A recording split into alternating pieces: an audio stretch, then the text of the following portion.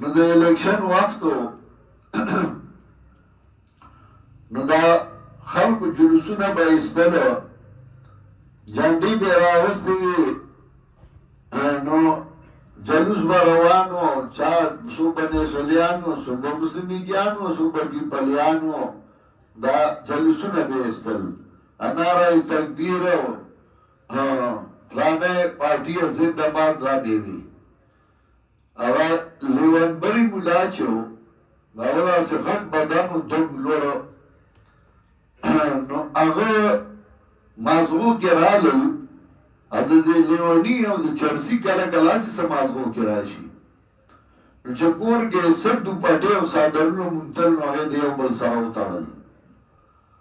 پلونې والا وتړله او یو غټ بانس یې راواوسته د هغې سره یې هغه غوټه کړل جنډې ترې جوړه کړه بهر راووته او یې پارټي مې جوړه کړه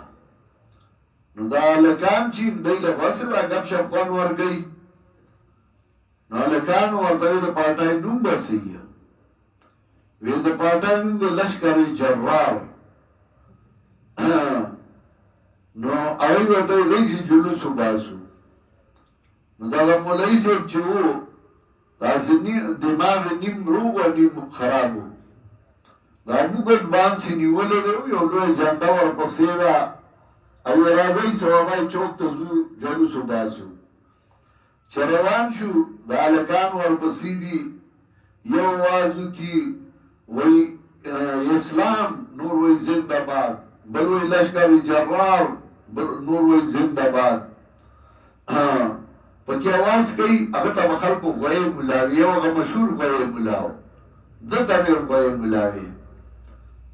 نو یو تن پکې اواز وکړي غوی ملا نور وی زنده و داسې په شا وکتل وي او ګورې ستاسو به زه داسې وکړم که کوم یو بیا غوی ملا وي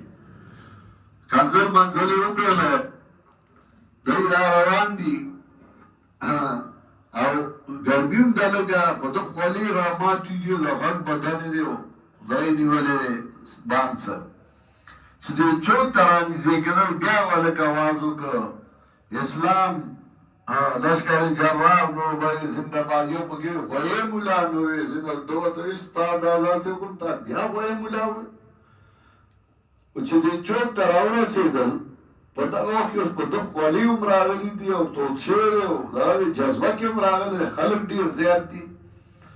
بیا یو تن وی اسلام نور زنده باد لشکر جرار زنده باد یو تن پکې وی غوی مولا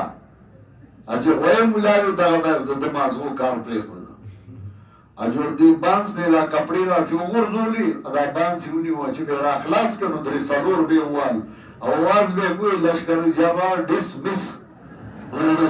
لشکر جرار ډسمس اجو درې څلور کاله به یې ووال خلکو منډې کړې هسې لشکر جرار ډسمس بیا هېڅ نه سوچ سره یو کار وکړه د هغې نتیجه راوځي توکل علی الله دې ته وایي اسباب استعمال کا سوچ سره کار وکړه انجام یې الله ته پرېږده